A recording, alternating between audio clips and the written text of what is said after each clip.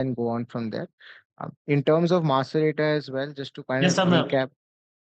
just on the previous slide, no? So if you look at it in the form, there is SIV2. Is it a AIV2 or SIV2? SIV2. Okay. Okay, go ahead. So I was thinking maybe. And That's a specific form that Josefa will deep dive into. It's What it is. It's not basically, yeah. supplier identification form, what it is. okay, good to know. I think maybe we can cover it later. Thank you. Sorry, Josefa didn't want to cut you. I just wanted to confirm that you can record today's session as well. Yeah, I have started the recording. Oh, okay. Sorry, didn't see that. No problem. Okay.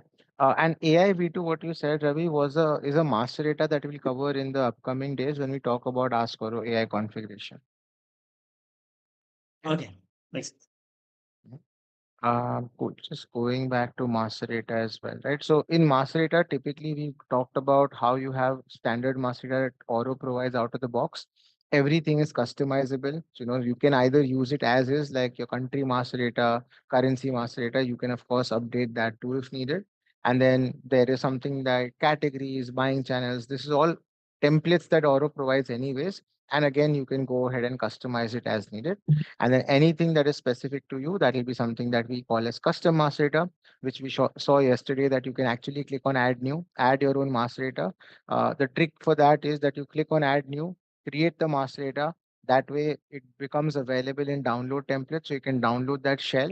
And then when you download that shell, then you fill it with data, populate that, and then upload it later on. That way you don't have to create a blank CSV with those columns that are required in a master data. Okay. And then master data, of course, something that can be used across forms, processes, requests, and then reports as well. So let me minimize this. Let's go directly to the admin section itself. I am, for today's session as well, continuing to use the dev realm. I will go ahead and, I've requested play realm access already. So once I have the play realm access for the subsequent sessions, we'll move to the play realm. But for today, what I'll do is just to create contingencies, I'll kind of create copies and we'll go from there. Okay. So makes sense. I think for change management and all this, right? Because play will not be supporting, so maybe you can use the dev and other environments, but let's create some copies and then use it. Yeah. for sure, for sure. Even for practice, since you all will have access to play, I think it will be good for you all to also practice on play itself. Right. Okay, cool. So we were looking at category master data yesterday, and in category master data, we added the specific kind of region filter, right? Where we said that, okay, based on a specific region, the category master data should show up and all. So if you go through this, that means I think you updated the category. No, we have the We've category updated master. in the company entity. Sorry, my bad. In company entity, we updated the entity type, MD underscore region here. And MD underscore region is something that we've added as a filter. So now here I'm seeing that there are multiple filters that are available here based on the region that we've added, right? And region is of course coming from the region master data code, which is the region master data, all of these regions that you have. This all to be filtered, the MD underscore itself is not enough. So for that, what we did was we took a form, which was the triage questionnaire, and in there we made some changes. I just replicated those changes in test form. The triage form does not have those fields anymore. And then in this form, you will see that there can be, let's say, additional questions for selecting the region. And then based on the region, the company entity needs to populate. So here, if I scroll down, you will see it is linked to the master data for company entity, which is here, but then this the MD underscore region filter here. So now if I go to the front door side, and this is the test request that I have, it's the same form, the test form in this case, where if I now go ahead and select the region, so let's say we set it up for US and UK. So I'm just going to type in United States. Based on United States as the region, I will see the company entity list that is getting filtered here. Were I choosing, say, United Kingdom, then you'll see that this list automatically changes based on the company entity. So this is the filtering that we saw based on company entity and region master data. Okay. Now, So currently it shows browse all as well, no? So is it going to show me, although it shows me the filtered view, when I click on browse all, okay, it's showing only the ones that it is yeah, valid for them. Okay. correct. It's basically like if this is too much to kind of scroll, it'll just this give you this browse all option. So it's a bigger screen for you to scroll through or view that. It's still the same filtered list itself. Okay. Makes sense. And like we discussed yesterday, right? This is just from a demo perspective that I have shown you region and company entity. Typically, company entity is something that can come from the user profile itself. So when you're setting up your form and you're setting up a question, you can pick this value from the user profile itself if that information is part of the user profile details.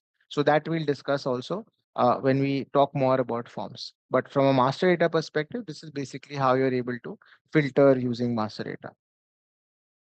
Oh, and can we go to the farm one more time? I think there is one thing. Mhm.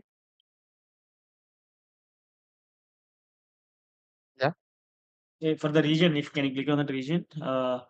So scroll to the right down in the master data section. Yeah. So there is a master data radio button, and then next to it there is a value in fields, no? So one is Correct. master data. What is the other one? This is specifically like values that you want to kind of call out through the master data itself. So based on certain values in the form field, you can load master data values as well. This we'll discuss in detail when we get to the form section, like custom forms and how you can configure form values as well. Okay, makes sense. Maybe that.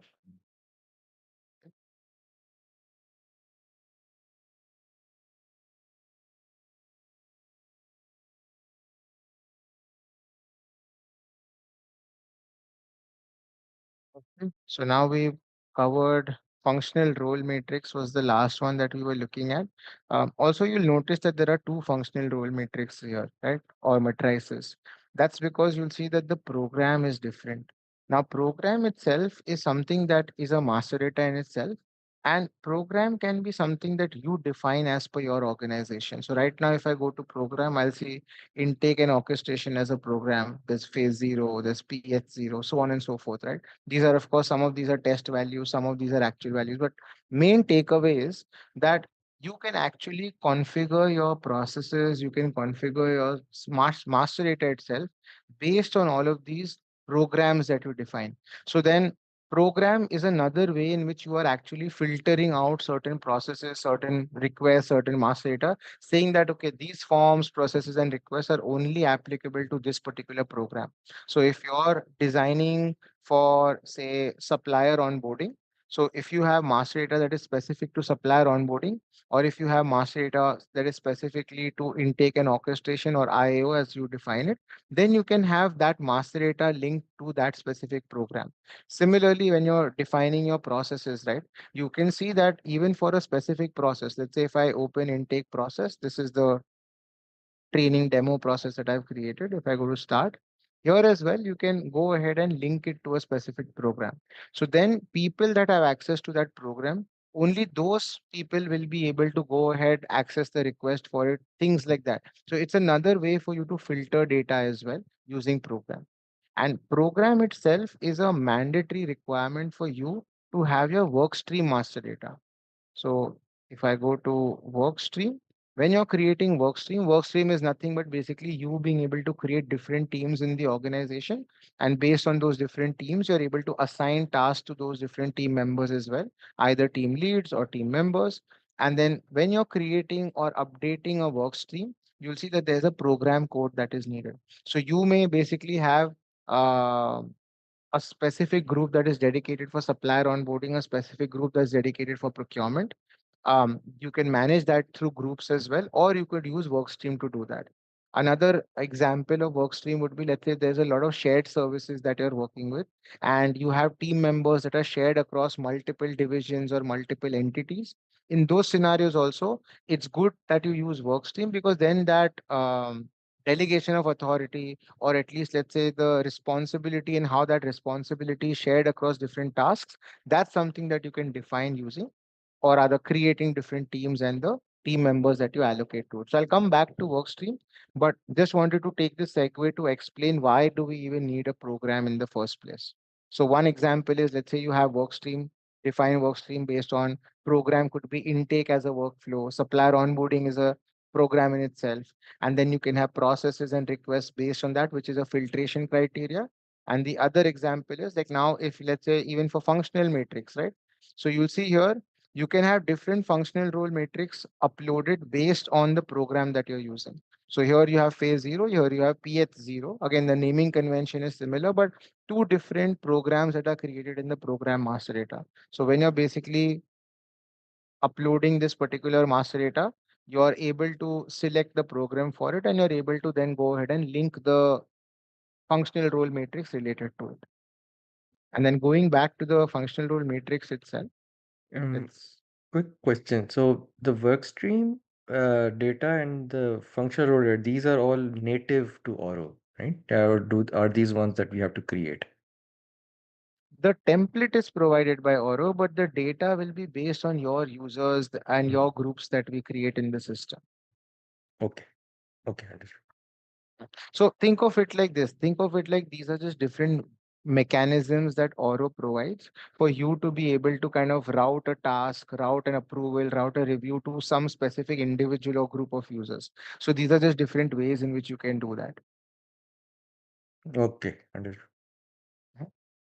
So, Joseph, I think one question, right? I think on the program level. So, is there a way that I can limit access to a people by program? Meaning, maybe a user 1 to 10 should be having access to only program 1, and maybe 11 to 20 should be having access to a program 2.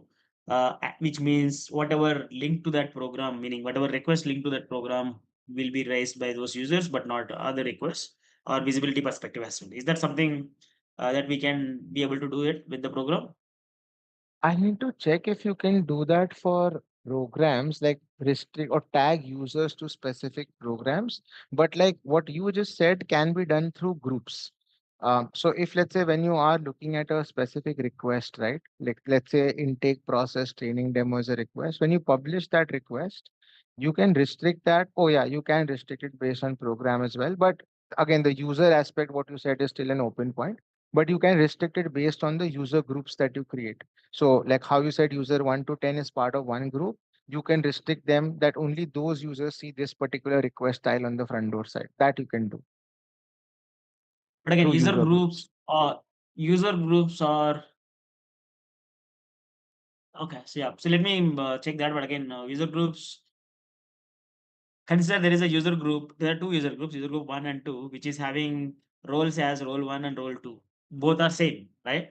Do you still consider those two user groups as two different? And then if I'm giving access to this request to only user group 1, but not user group 2, and maybe 1 to 10 people are having access to 1, and then 11 to 20 people are having access to a group 2, will this still work? Meaning, my point here is, if user group shares the same role with a different name and assignment, will it still work with the Yeah, different access, or just you'll go by role which is assigned to him? I got your question. It has nothing to do with the role that is assigned to the group. Absolutely nothing. This has everything to do with just the group that they are part of. It has no bearing on the role. They can be an Okay, admin user, they can have operations access, doesn't matter. This makes so sense. I think here, that yeah, so here it's purely bifurcating based on the group and the users that are part of that group. Now, what you said, if we go to that, that's a second level check. Now, think of it like this. If you are giving me access to procure, if I'm part of this procurement group, assume, okay? So by definition and the way you're designing the system, every user that's part of procurement group is able to see this request. But now, if you actually go ahead and I'm part of procurement, but you don't give me operations role, then you've not given me the bare minimum role to even be able to create a request. So then that's a separate type of access restriction that's coming there. But the request style itself is only something that's controlled by the group itself. Make sense? yeah, makes sense. And then this restricted to program is basically, again, you are basically restricting this based on the program. Give me 1 second, guys. I'm just going to go off camera for a bit.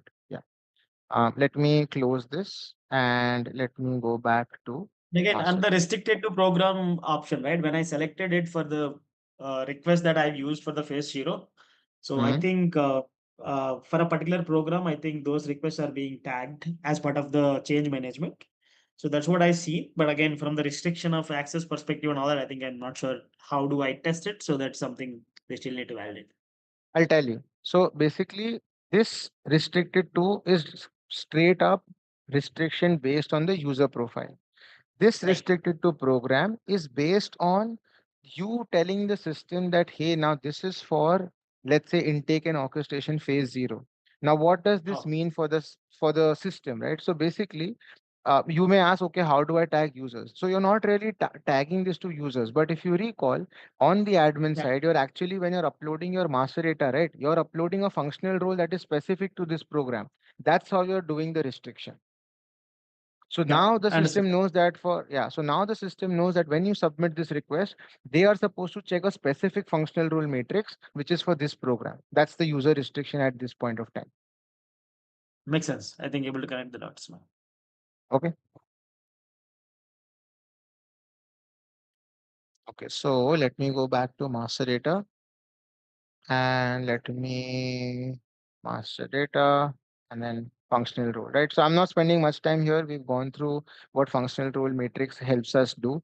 It's basically you are defining the function. Role is something that I'll now explain. So we've got an understanding in terms of, okay, you have different functions. You can have multiple rows of the same function. So you can have procurement expert, even procurement expert can be multiple entries here. And then you can either define individual users, either team members or user groups. This user group ID is something that you'll pick from the URL that we saw yesterday. And then you can define all of these conditions. These conditions will all work with an AND logic, means that if the maximum amount criteria is met that you said, if there's a specific category code for which you said this, and if it's in combination with company entity, if all of those parameters or criteria are met, then it will send it to the procurement expert. Okay. And now coming to the expert itself. So basically, in functional role matrix, you have three levels. You have expert, manager, and head. Think of expert as the lowest level. So everything that comes to the expert will go to your manager and head as well. So if you define in this same table someone who's a manager, then they will also receive this request for additional approval. Not additional approval, but as part of the same request. So let me let me duplicate this and go to processes. So I can take an example and show you.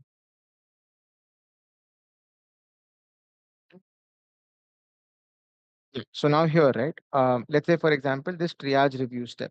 Now assume that this triage review step was not going to this gateway team under user groups, but rather to a functional team matrix. So you define the procurement expert here under functional team and functional role. So let this load. Yeah, so I'm defining procurement. For each function, you can have three roles: expert, manager, and head. Now, bear in mind, these roles have nothing to do with your organizational roles, have nothing to do with the ORO roles that you saw under users and groups. These are just very specific to functional role matrix. Okay, so if I'm saying expert, then everyone that's a manager or a head in the table that you define here will also be able to action that request. So if I have another row here, which is procurement manager, and there's another group, and then all the other conditions get satisfied for it, then the procurement manager will also be able to kind of see that request and action it if required. Okay. Similarly, what the manager sees, so if this was not expert and this was manager, right, then manager and head will be able to action that request, but experts will not see that request and they will not be able to action it. And then if it's head, then only the functional, like the procurement head, will be able to action it. So think of it like this. This is like additional flexibility that you have to create hierarchies within the same procurement function as well. Now, something that you can use if you need to, but if you actually are creating multiple user groups and then tagging those multiple user groups to these different procurement experts, then you don't really need to use the role functionality. So it's available as an add-on option, but not necessarily something you need to use. But are we clear on what the role helps us do? So do you think are you saying the filter condition should match for all the experts and the manager and heads if it has to go to all, or filters doesn't matter? The filters you mean here, Yeah, the filter condition that you have, like they have to the match. min max, they have to match, is it? Correct. They have to match. If they don't So in match, this case, if Yeah, in this case, if you look at it, procurement expert is the first row, and then if I create a third row as procurement and then manager, and Mhm. maybe same filters as The first row, first but one, again, the correct, work stream that I'm having is not the gateway team, maybe manager correct, group correct, as a work stream. So in correct. that case, what you say is whatever the task assigned to a gateway team Expert, will be also mm, assigned to a manager correct. group as work stream, and both will be assigned to the task, and then anybody from the expert or maybe gateway team or maybe manager group, both work stream Correct. people can start actioning if needed. Just a Yes. visibility, that Correct. perspective. Correct. Okay. Yes. Okay. But instead of manager and the expert and then head, right? So if I just start with the procurement and then without role mentioning, so no expert or no manager or head, if I just say that procurement hub and gateway team Hmm. and the Just keep conditions every, so procurement role hub. is a, yeah, so role is a mandatory requirement. So just put it as expert for when you're starting to design this. Just expert is the bare minimum. So just keep it as expert everywhere for now. Okay, but if I mean, yeah, okay, so but with role or without role, I think if I have a conditions match and then work stream and all this match, so multiple work streams can be assigned to one task in this case, right? If the Correct. same role. So okay. Yes, correct. Any other questions on this?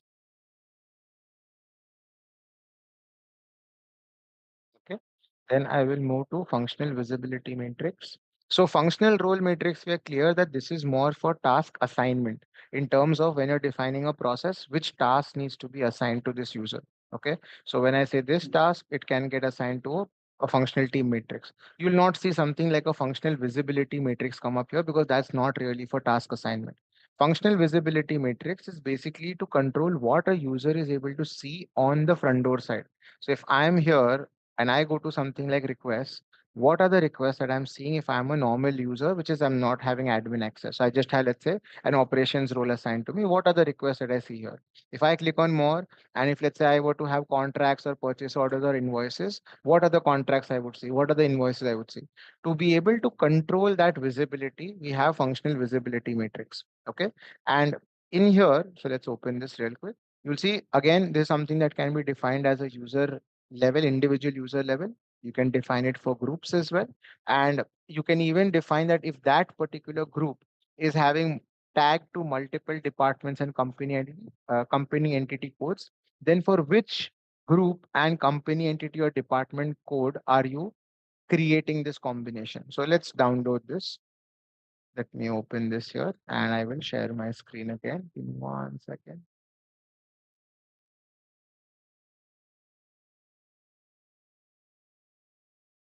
Okay. So here, for example, let's say, let me zoom in a bit. Yeah. So now, for example, you have gateway team given here for department and for company entity codes. Basically means that if gateway team would have people that are part of multiple departments and company entity codes, then you can define that as well. This you can ignore for now when you're starting to configure it. Okay. What you need to focus on in functional visibility matrix is the object type. So there are about 5 object types that are supported here. Apart from request, you have contract, invoice, you have purchase orders and assessments as well. So you can go ahead and configure those object types. Right now, let's start with requests. Then object subtype can also be defined. So if there is a subtype to the main object that you have, then you can define that as well. So if I can actually go back and let me see if I can show you an example here. Yeah. So here, if you'll see, visibility matrix. Yeah. So here you see all of these are your object types like contract, request, etc. You'll see these are the, sorry, these are the object types that you can use to create your visibility matrix, which is request, contract, PO, invoice, and assessment. Okay, assessment is another type of form that you can create. And access all is again an important column that you can define. So let's go back to the Excel. So object type is clear. Access all is true means that for this particular gateway team, whoever is part of this group gateway team should have access to all requests, no matter the company entity, no matter the department, no matter whatever filters you have here. They are a super user and from a view perspective, and they should have access to all the requests. Now, your question can be, then in this case, do people that are part of gateway team, do they need to have admin access? They don't need to have admin access because you are only giving them visibility access into requests by saying access all true. This does not mean that they'll be able to actually action those requests. What they can do within those requests will be governed by the role that is assigned to them under roles in user groups and roles. If you've given them operations roles, which mean that they can only action the request that they've created or they are a part of. So if they have access to a request that they've not created or they've not actioned in some way, then they will only be able to view that request. Why will they be able to view that request? Because you said access all equals to true. Make sense? Any questions on this? No. Okay. But if I want to give them a write access, I should control that with the role, right? With role, correct. So then in that Okay. case also, there is two choices that you want to make. Either you give them role as procurement admin, which means they are the front door admin users, or full admin, which is they can change backend as well. Typically, you will make them the front door admin user, which is procurement admin role. Okay. Makes sense. Cool. Now, typically, this is for your super users where you're giving them access to or visibility into all requests. But then you can even define this as, let's say, there is a procurement team, or let's say there is, again, I'm just making this up right now. Assume that there is a legal team that you have. Okay. This group ID, by the way, is coming from, just to recap, from users and groups. If you go to groups and if you open any particular group, let's say gateway team here, then this group ID is the group ID that you copy from here from the URL, and that ID is what you'll paste there. I think now there was an update. No, you'll have to copy it from the URL here. Just copy it after the equal to sign and before the hash. And this is the exact ID that you will put in your group ID dropdown or the row here. And then you can say that, okay, for this particular group, they should have access to requests, not all requests. They should have access to, so this will be false. This sensitive you can keep as false, this I'll come to later.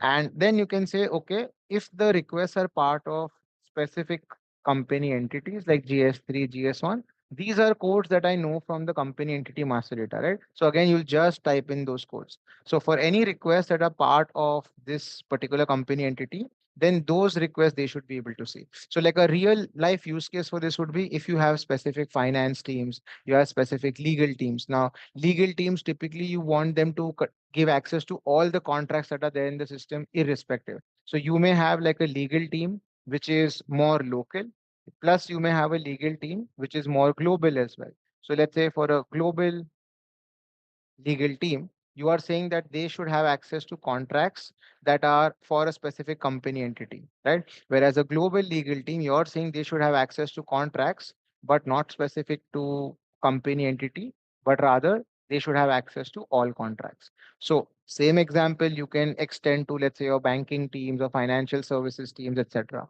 This is entirely for you to define how your visibility is controlled on the individual listing pages that they see. So requests, POs, etc. That's the main use case for functional visibility matrix. And these filters you'll get used to as you go along, you'll start seeing these filters everywhere, like workstream codes, company entity, department, category. Like category, company entity, these are the most commonly used ones. Region codes as well, business regions. You may use process names as well. So now, for example, you say that, okay, gateway team should have access to requests, and that's true. But then you may have five different request styles here. You may have all of these five different request styles, right? Should they have access to all request styles and all requests that are created here? If that's not the case, then under process name, as you can see here, you can define the process name that for which they should be able to see that particular request. So here you're putting in the process name, not the request name. Hence the column name is called as process. And then you can even have more filters through custom codes. So you have custom code up till 7. So you'll be able to add custom codes here. These custom codes I will come to in a moment when we talk about buying channel and we talk about a custom matrix code configuration. We'll come back to this custom codes. But these are the codes that you will see coming more or less across multiple such matrices that you see. Questions on this? So one question, maybe I don't know, maybe this is a valid question, but just checking in if it is something maybe valid from your experience perspective. So consider there is a 2 rows with the gateway team only, and 1 row with access all as true, and one is access all as false, but the filter conditions may be different between those two, right? So in that case, if somebody falls in those filter conditions, will they be going into the second row versus the first row, or maybe the row 2 is going to be is for all, right? Meaning no filter conditions, which means all the conditions. So in this case, will the first one take a precedence or second one take the precedence? So there will be some unique conditions across the filters. I was saying two things that are identically same, and it's just Mhm. access all is true or false for them. Right. So maybe in this If case, if you look at it, row 2 and Hmm. row 3 Mhm. are all same. Just access is all true for first one and second one is false. And then for row 2, the company entity is all it is blank, and then second one company entities should be 3 and 1, right? In this case, if somebody logins with the 3 as a Mhm. company entity, will they be going Mhm. into a second row 3 or row 2? So So you want me to delete one? Let's say I delete one. yeah, Yeah. yeah, Now let's say what's the scenario you said? Somebody logs in with company entity as 3. yeah. So if a Will that row request is yeah? Go on, Good. go on, go on. No. I was trying to explain more on that. Yeah, I think you're So able to understand. yeah. So basically, in this case, this is an assumption. This particular scenario I have not tested, but you can test. But I would assume that it will still go ahead and give them access to all, because this condition here is overwritten by this. Because when you don't put any company entity, you assume it is all. Mhm. So if you're not putting anything, then the assumption is that, okay, you are giving them access to all requests that are raised for this particular process name. So then this is a superset of this. So that's why it will fall under this category already. So that's why they will be able to view all requests. This is See, if I basically a want to null and void. yeah, if I want to exclude G3 and GS3 and GS1, then it should be minus GS3 minus Correct. GS1. Like that. Correct. That is So correct. that which means just accept these three GS2. Like so. In the first row, I think if you put a minus GS3 minus GS1, then it will come to the below one. Is that right? Yeah, like so. Okay. Yeah. You can remove this equal to sign.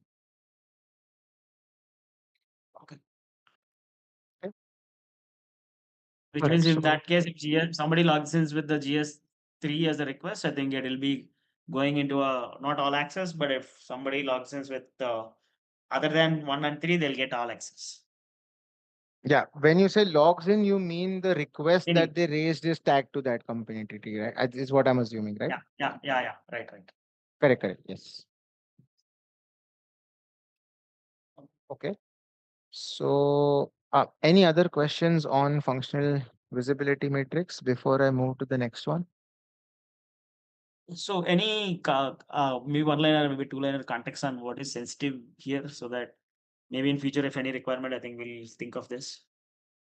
I will need to check because this was, I think, added a few months back as a drop down in specific area. So I think there is a flag either. I'm not sure if it's in forms or process. I'll check that. Let me make a note of this. It's like a flag that's further available for you to tag something as sensitive and then control it from here, whether if it's sensitive or not, then should it be visible or not to that particular user. Again, it's like one more filter for you to say if there are certain sensitive contracts that should not be visible, even after you said that everything should be visible, then you can further create permutation combination for that. Is it just a contract level or at every No, type no, of every object? level, every object. Okay.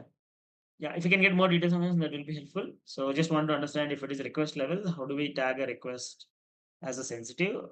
Is it based on the priority that we define at our request level? So I'll maybe have to something check. else. Yeah, I'll check. Just gotta make a note of it.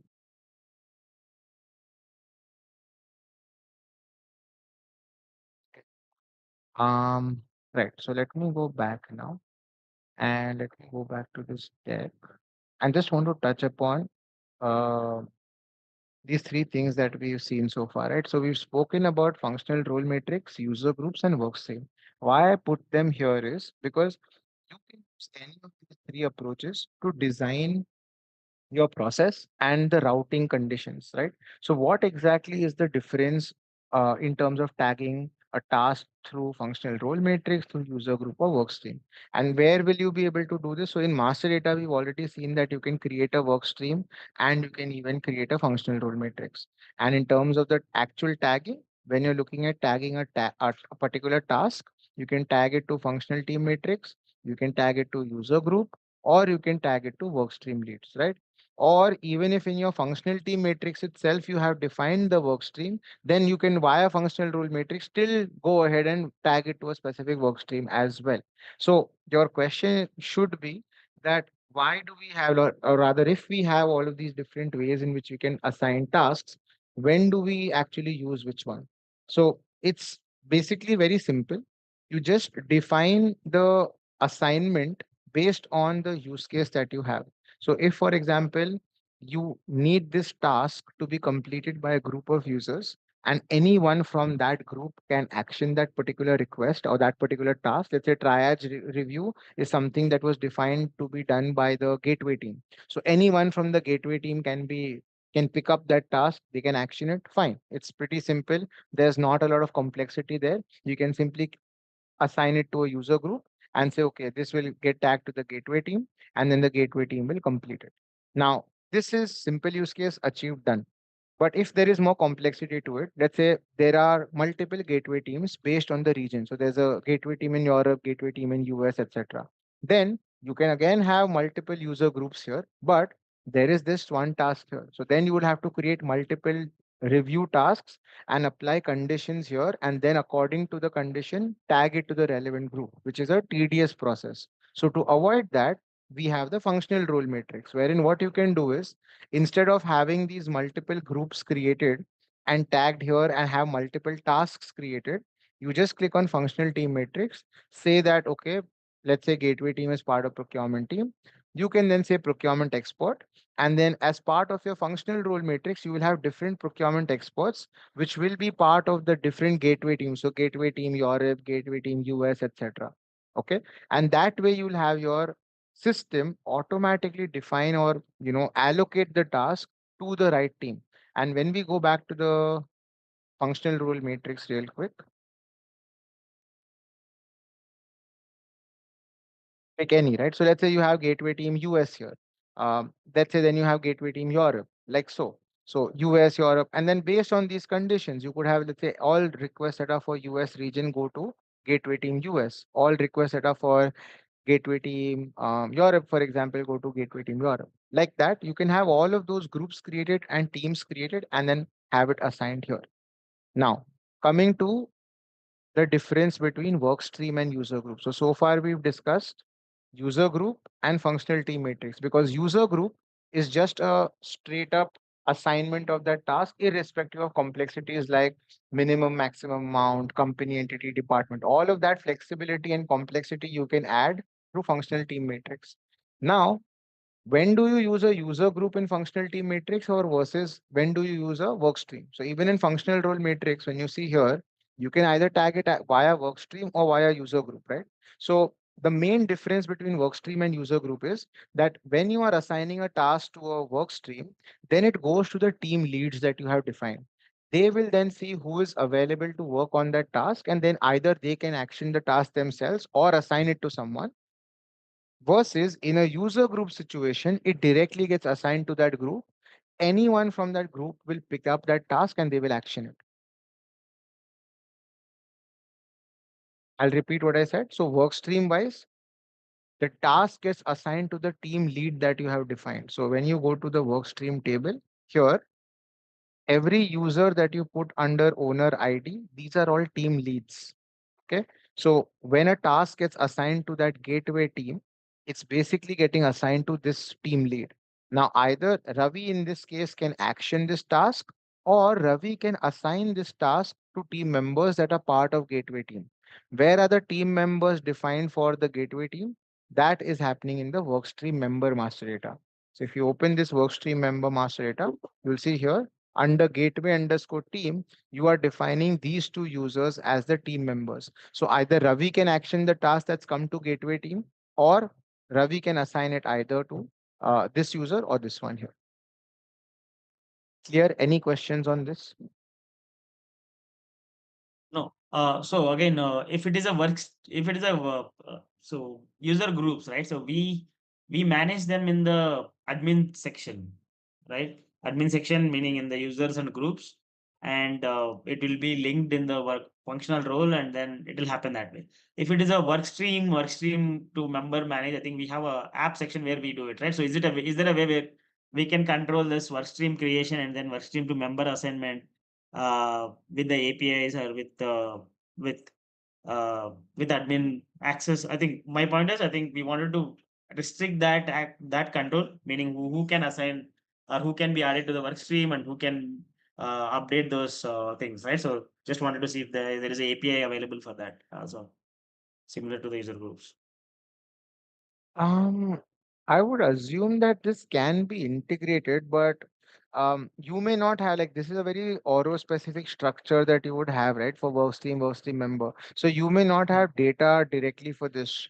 But what we can, or what I've seen sometimes we do is we pick up from specific file objects that are like again CSV file dumps, and then we update it here. But this is a question more from an integration standpoint. So I can make a note of this and I can ask if we can integrate workstream and workstream member updates Yeah. So the via reason for this ERP. question is if we go to users and groups, Give me we one actually second. provision user access and the assignment of user to group with the API, right? Mhm. So with the Correct, in the production, and again, if we correct. have if you go with the workstream concept, then the user to workstream assignment and all is manual. So Hmm. if from a form policy perspective, I think we have to manage all the access Correct. from automated systems. I think the entitlement systems. So that Hmm. way, if there is an API related things, maybe we can try to manage these groups outside or somewhere, and then we can start assigning it to people in the Oro with API. So that's the context. Got it. Got it. Yeah. No, no, no. Makes sense. Valid that this will be manual. So if there's a way to kind of move it to an automated bit wherein you can directly update a file, give a file name or update it in ERP, and if that can be done, I can check. Yeah.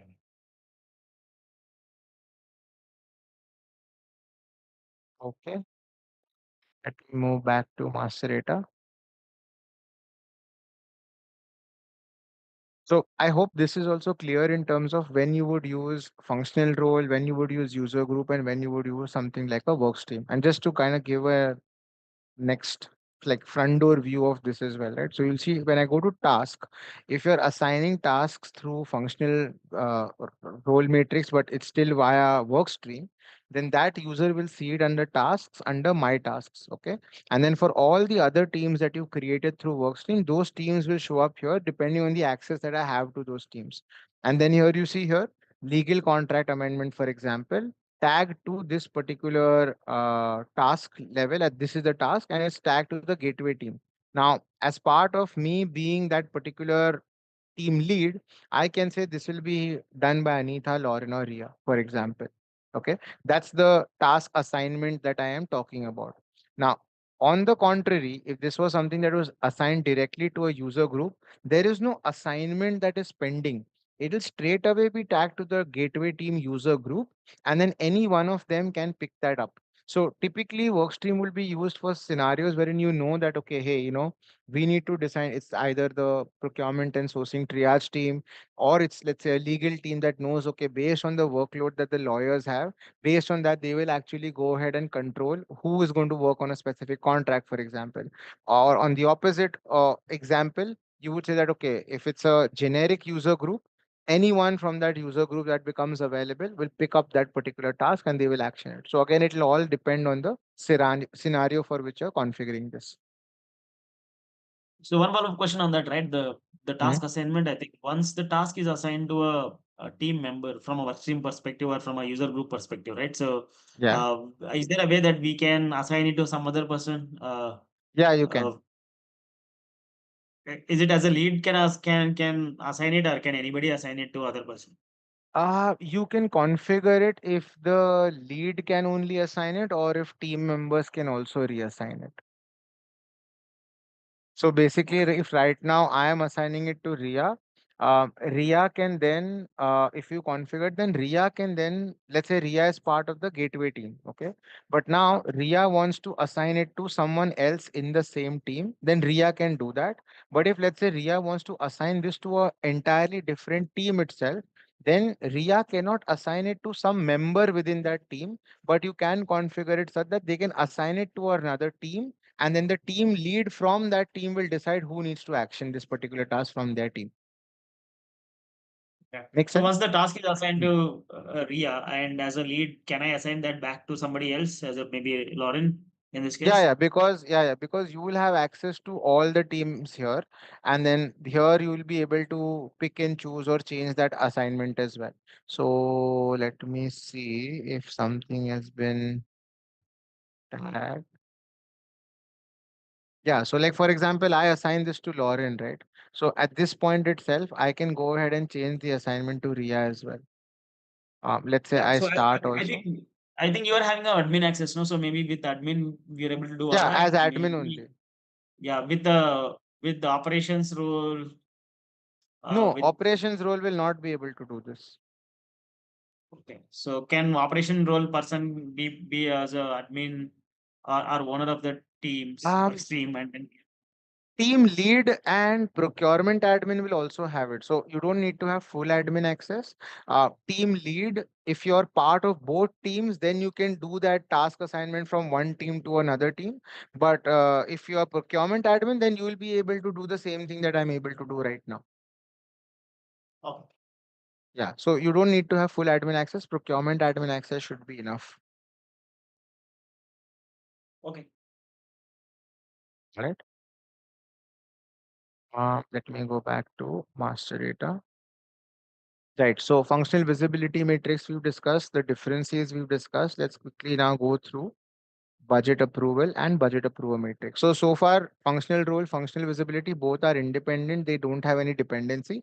Budget approval matrix has a dependency. So it's a combination of two. In budget approval, you're defining the levels of approval that you have along with the currency and the thresholds. And in budget approver, it's basically a list of all your approvers. Think of it like delegation of authority.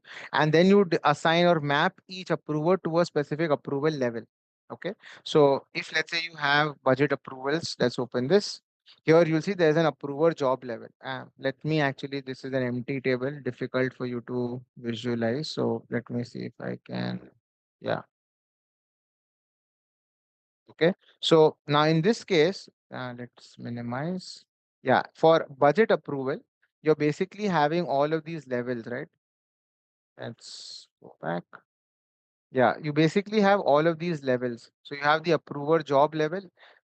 Here in the way you design it, the higher the number in the level, the lower is the approver level itself. So L5 is the first that will get triggered. L1 is the last level or the highest threshold that will be triggered after. Okay, that's how you will define this. So you're saying that, for example, level 5, you have 5 levels, just saying level 5, any request that is above 5,000 as minimum amount should be tagged to level 5 approvers. Any request that's above 5,000, but more than that, about 10,001 should get sent to level 4, then level 3, 2, and level 1. And then for each of these approvers, you have these approver levels as well. So I'm saying that user 2, for example, is level 5 approval.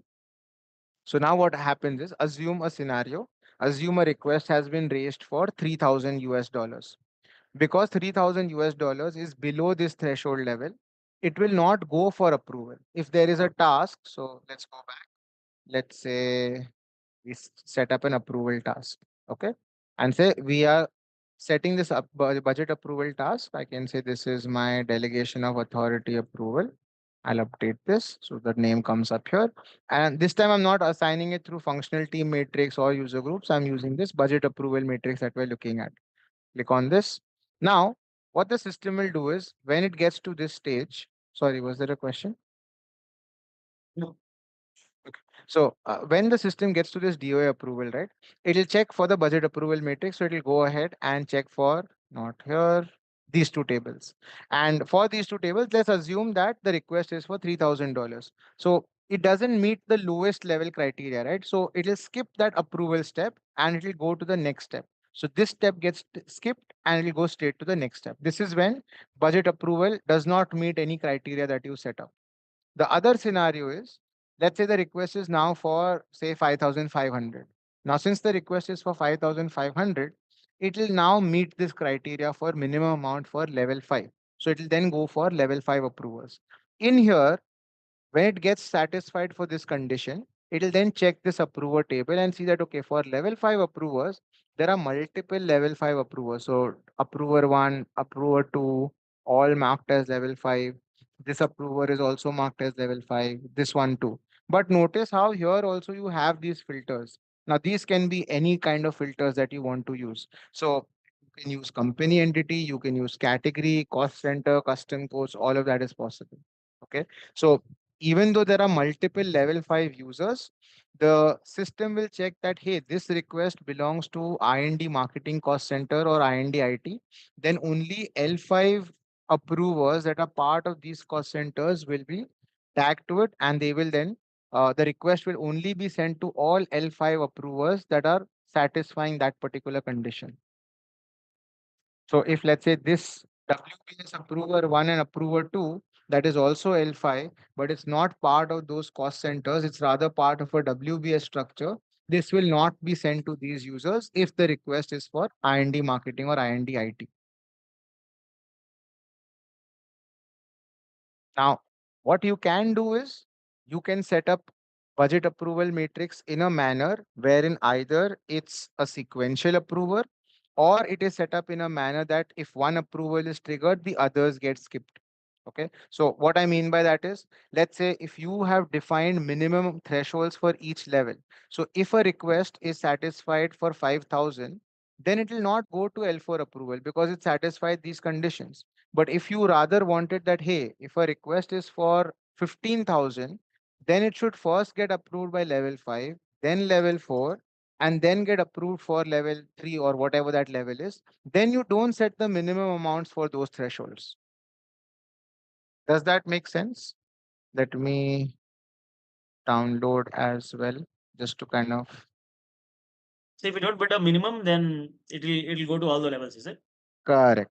Exactly. Okay. Yeah. So L5, L2, L1, L2, L3. I'm saying there is no minimum amount. And let's say the minimum amount here is 5,000. If it's just like so, and let's say this we've set as USD. So now every request that's above 5,000 will go through all three approvals because 5,000 first level, this anyways has no amount threshold. So it will anyways go for this approval. These are getting triggered irrespective because there is no minimum and maximum amount threshold. Okay. Any request But that is with one task, with that particular option, I think it'll be assigned to 3 people, and 3 people should be approved, should approve to go to next task, is it?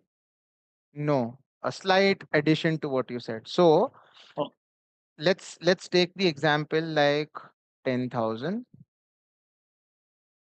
And let's say this is 15,000. Okay. So now if a request is for 7,500, Mhm. it will be sent first to L3 because it's above minimum amount. It will not be sent to L2. Now, if L3 itself in that budget approver table, there are 3 users for budget approver for L3, then those 3 users will be able to, like any 3 users from L3 will be able to approve this. But in a scenario wherein, let's say, I delete this. Okay, so which means there is no threshold for level 2. So Mhm. if my request still is for 7,500, Now this criteria is also satisfied and this criteria is also satisfied. So what will happen is it will first go for level 2 approval because, or level 3 approval in this case, because it's first satisfying this condition above 5,000. And since this one also has no condition, it will, after level 3 is approved, then in that same task, it will send it to all the L2 approvers that are part of the budget approval table. So first approval will be for L3 and then it will be for L2 in the same From task. from a UX or visibility perspective, will it be giving me two tasks, maybe duplicate, maybe split of the same task into two and assign to a level 2 and level 3, or just one task and then different approvers list, people assigned to that one? Uh, 1 second.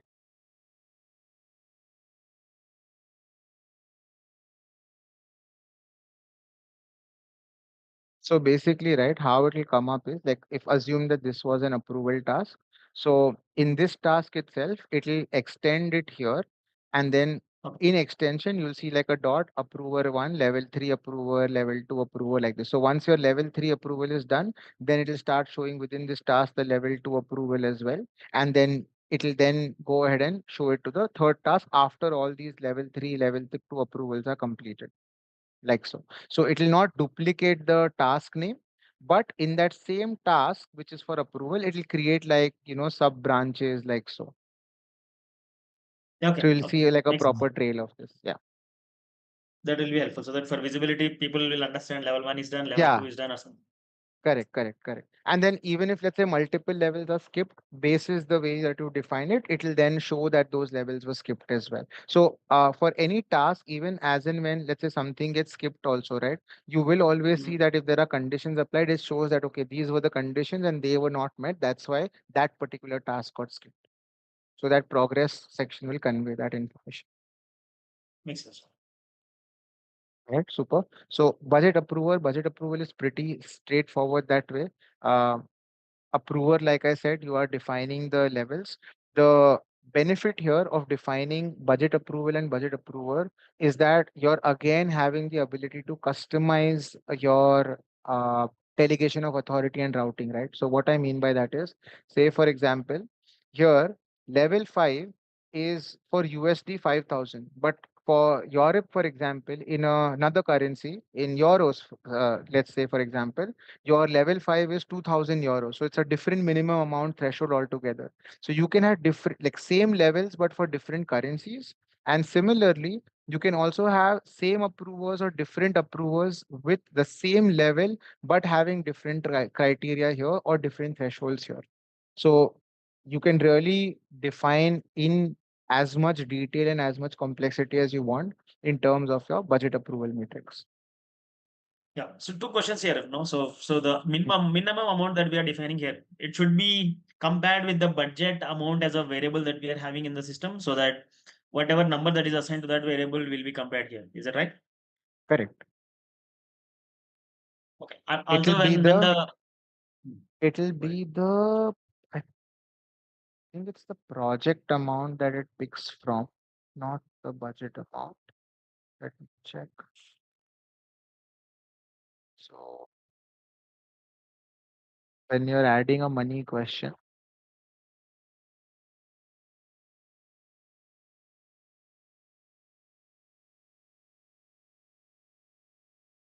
yeah, you have budget amount and then there is also project amount.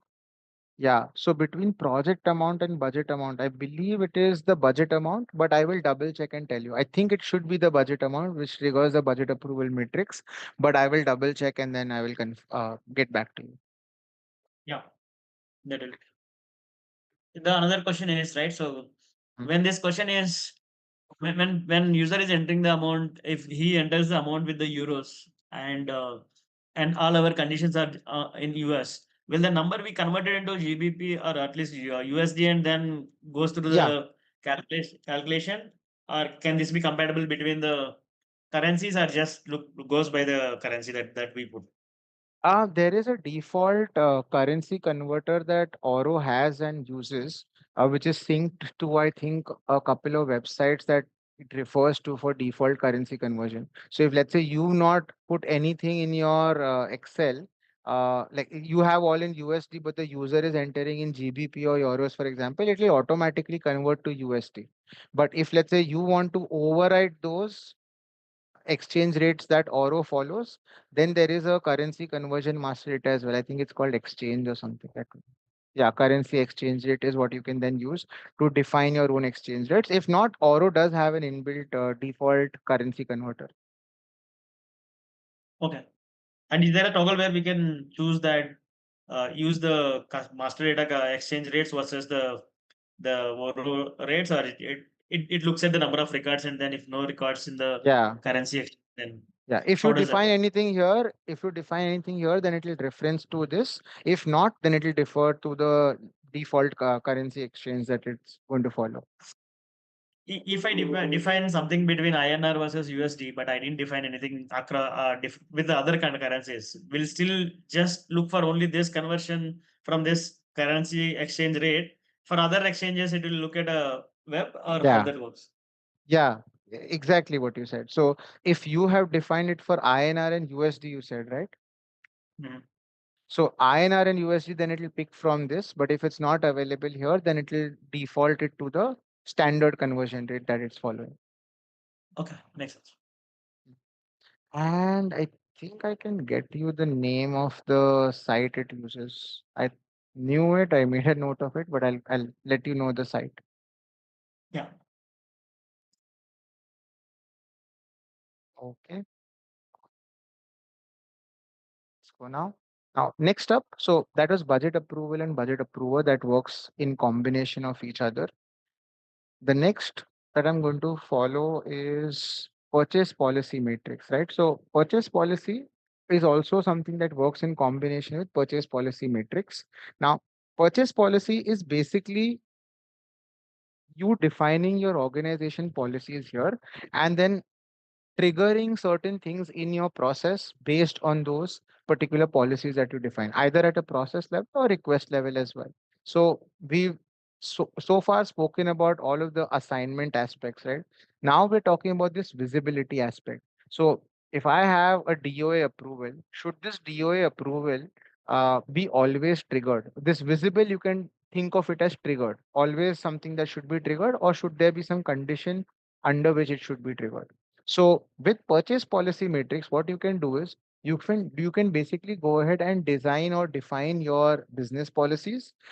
These are your reusable business rules, and in the purchase policy matrix itself, you are defining when that rule should apply. So let's go here. So purchase policy as a master data. You're saying these are all the business rules that Goldman Sachs has, for example. Okay. So I have a rule for when the global sourcing team should be involved. I have a rule for when my procurement engagement is required. Okay. Now, all of these are specific codes that you see here. Using these same codes that you have, you're then defining a purchase policy matrix. So you're saying that let's download this so that we can reference back to it.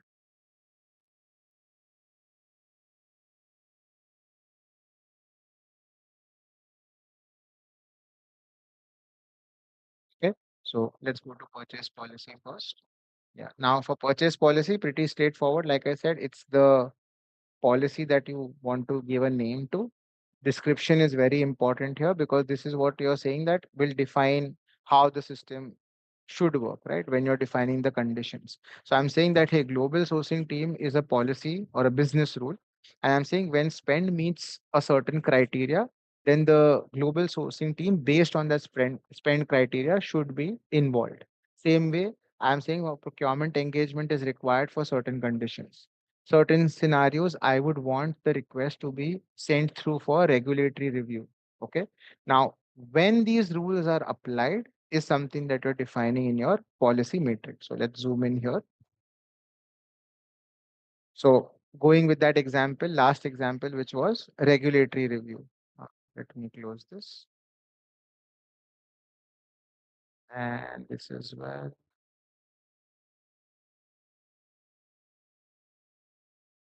Yeah, so I'm saying regulatory review, RR1, should be required for market data and financial advisory. So what I'm saying is that when my request is for about 250K, okay, minimum amount being 250K, so anything that's about 250K, then regulatory review is required. And this should only be for requests that are tagged to your advisory or consulting or your financial services. So any request that's tagged to these categories, now these are the parents that I have defined. So you can either define it at level 1, 2, 3, you can go as granular. You can even say that if, let's say, within AC 0000, you have certain categories that you'd like to exclude, you can give a semicolon, you can say put a minus sign, and then you can put a specific category that's excluding or should be excluded within this accounts and advisory and consulting category as well, using that minus operator that we spoke about earlier. Okay. For now, just to keep things simple, I'm saying is that if regulatory review is required for any request that's about 250K and if it's part of this category. So what you will do now is to use this particular condition, you will go to your process and let's say I'm going to add an approval task, or let's just repurpose this particular DOA approval task. I'm going to say this is now my regulatory approval. And this is something that should come, let's say, at the towards the end of the process. Okay. Just from an example perspective. And here I'm saying this is not tagged to budget approval matrix. This is tagged through functional role matrix through someone that I've put as part of, say, let's say compliance team, just as an example right now. Okay. As part of compliance team, they will get notified. I can say you we know now how to define the functional role matrix. But should regulatory approval be always applicable? Not really. So when you go to always visible, this is where you define your purchase policy condition. So you type in purchase policy, you will start seeing all the policies that you defined in purchase policy, which is the purchase policy main master data that you define. Okay, not the matrix, but the main purchase policy master data. And you say that, okay, regulatory review required. If this condition is satisfied, I can save it. So regulatory approval will only get triggered if purchase policy is regulatory review required, getting satisfied. When will this get satisfied? When your condition is met for the request is about 250K and it's for these category codes. And also in this case, I've also added it for these company codes just to give you an example, but you can of course keep it, remove it, uh, however you customize. So far, so good. Clear. Any questions on this? Yeah, it's good. It's good. Just that, just to release the refresh the memory. I think if you put in the single line, if you put multiple filters, I think it will be and if I need R, then I'll have to put it into separate rows. Correct. Okay. So here, when I say, when you say and, which means these two are in and. So the request has to be for either advisory or financial services, and it has to be for one of these company entities. And it has to be about 250K. Only then will this particular task get triggered, regulatory approval. Makes sense. So yeah, so basically it's a very neat way of designing, I would say. So when you're designing your process, I would heavily, emphasize on you using purchase policy. You can, of course, use this as a combination of condition builder as well. So rather than putting like 3, 4 conditions here, you can use purchase policy, or it can purely be a policy matrix where you're only defining your business rules for when certain things are required. And then rather than putting them as individual conditions here, you're defining all of those as part of the purchase policy matrix, which is through all of these. Again, same filters like you saw across functional rule and stuff like that, like category codes, company entity, custom codes. All of the filters are the same. Okay. So the benefit of this is, let's say today, as per your business process and policy, you have that, okay, any request that let's say is let's take this condition, procurement engagement required for technology purchases above USD 25K. So you're saying that procurement engagement is required for purchases that are above 100K.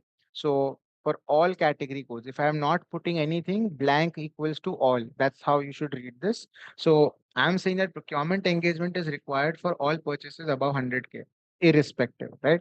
But if the procurement engage, or rather if the request is for some technology category code, then procurement should be involved before or without the fact that the request is not for 100K. So even if the request is for 25K, but since it's tagged to this particular category, then procurement engagement required is true. So now how will you define for something like this in your process? You will say, let's say we add another review task here. I'm glad to have created this copy. Thanks, Rahul, for suggesting that, because otherwise the original process would have been butchered by now. Let me say procurement engagement, right? This could be like a triage task, or it could be specific update where they're deciding whether sourcing is needed, contracting is needed, and whatnot. Let's say again, this is tagged through functional role matrix, to expert. Now here I'm saying always visible. Now you have two conditions here. One policy condition is that for PE1, the saying procurement engagement is required, right? So you are having policy code PE1 and you define this. Same code is available for this as well. So without having to add multiple conditions, let's say purchase policy, you can just go ahead, say procurement engagement required PE1, and you can save it. So now you see how even with just one condition, you are able to trigger multiple rows or put multiple rows into effect that the system needs to check from the matrix. So your design is clean. That's one benefit.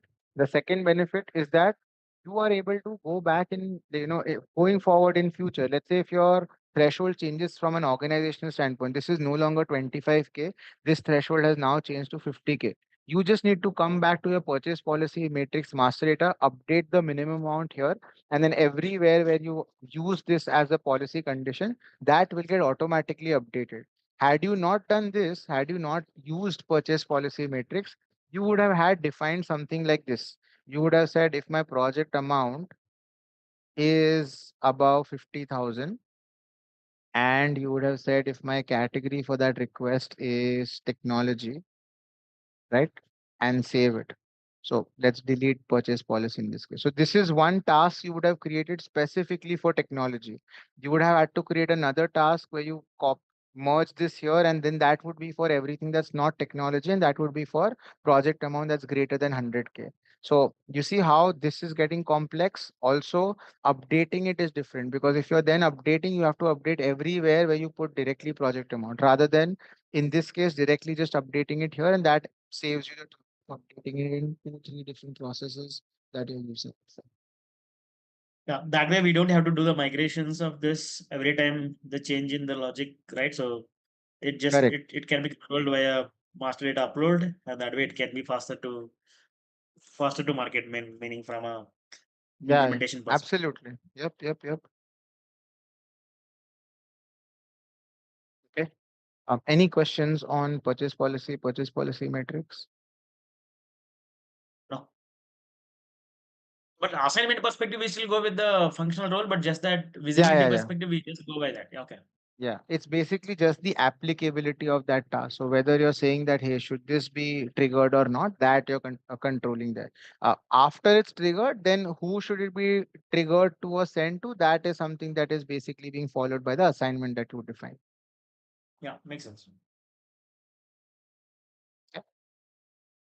Right. So now let's move to the last uh, matrix combination that we have, which is buying channel and buying channel matrix. So let's go to master data here. Okay. So buying channel also works in combination with two buying channel matrix. Buying channel is where you're defining all the buying channels that you have. When I say buying channels, and this is something that is the scenario for the current version, like the previous version of Ask for AI versus the new version of Ask for AI, which is the AI V2 as well. Buying channel works the same way. So it is valuable to understand how buying channel works. And then this AI V2 master data that we mentioned at the start, that's something we'll cover in the upcoming days, not today. That I'll touch upon separately as part of Ask Oro AI V2. Okay. But buying channel is at the very core of how your Ask Oro AI works. So when I go back to the front door, if I'm at home, and when you actually search for something here, and the system is able to route you to a specific buying channel, that happens entirely through what you set it up in terms of your buying channel. So let's close a couple of tabs here. Let's close this. Just duplicate this for the time being. And yeah, coming back to buying channel. So here you're basically defining a code. This is again something you can add as per your reference, as per your preference in terms of what you understand best. You put in the code here. This is the name that the user sees on the front door when they are recommended a buying channel. Active, true or false, we understand in terms of what it means now. And description again is something that comes up when the buying channel is recommended to the user. This is the image URL. So if let's say you have an image or you want an image to be displayed for a buying channel, that's something you put in here. You don't want a buying channel to be defaulted, rather you want it to be dynamically populated based on the matrix that you recommend or based on the matrix that you define. So it'll mostly be false. Here you have punch out given as false. Punch out will be true for instances where you have a punch out setup. So like if you have an Amazon punch out, Axiom punch out, things like that, then in those scenarios, you will have the punch out populated as true. Now, this is where you would also have that under settings. You remember we covered yesterday service account. So if you create a new service account, you will create a new service account for Axiom catalog, for your EcoVadis, or let's say you can even have Amazon punch out, all of those, or Candex for that matter, or even CDQ. Those are catalogs, punch outs that you can set up. So we first set up the service account here. Once you set up the service account here, that's what you're updating in the punch in the buying channel as well. So in the buying channel and buying channel matrix. So if you had something like Ariba catalog set up in service account, here in this case, you will just basically put true for punch out. And then when you're setting up the matrix, that's where you go ahead and add the service account name as well. So I'll show that as well. This is the URL that you're again entering for that particular buying channel to be routed to.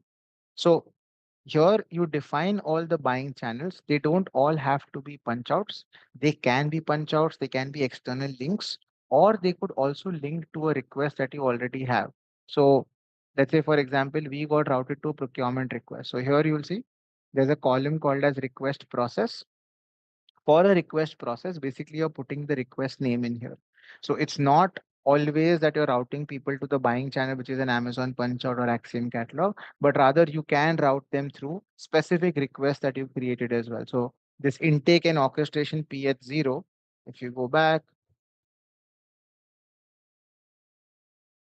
you see this is the process that you have created for this particular procurement request. So you can go ahead, put in that particular process name in your request process, and this will then route the user to that particular request. Because process and request are linked to each other with a one-to-one relationship, that's why you put in the process name and the system knows to route the user to that particular request. So you'll notice that if there are requests that you created in the system, there is no real URL that you're routing them to. It is straight away being able to pick from that particular request itself. If there are both, then will it go to URL directly first? Which one takes a priority in this case? You won't have a URL for a request process. Yeah, maybe if somebody puts a URL plus the request process both. Why would you do that? I don't know. I'm just looking at which one will take a highest priority if you do that. But again, I don't have a requirement. Okay. I would assume it will be request process because you already have said that this is the process that it should link to. I would assume so it will take to the request process, but can test, yeah. Okay. So buying channel is basically all the buying channels that you have. And then for those buying channels that you defined here, just like how in purchase policy, you have a matrix where defining all the scenarios in which a specific matrix or rule should apply. Here, you are defining now for which scenarios your buying channel should apply, right? So if let's say, let's go back to buying channel.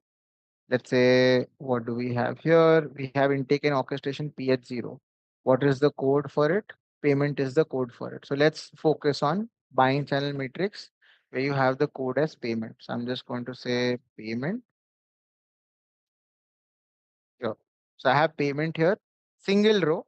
I'm saying that, okay, for any request, that's no threshold on minimum or maximum amount. -1 is Oro's way of saying that there's no minimum amount threshold. And blank, of course, means there's no threshold for maximum amount.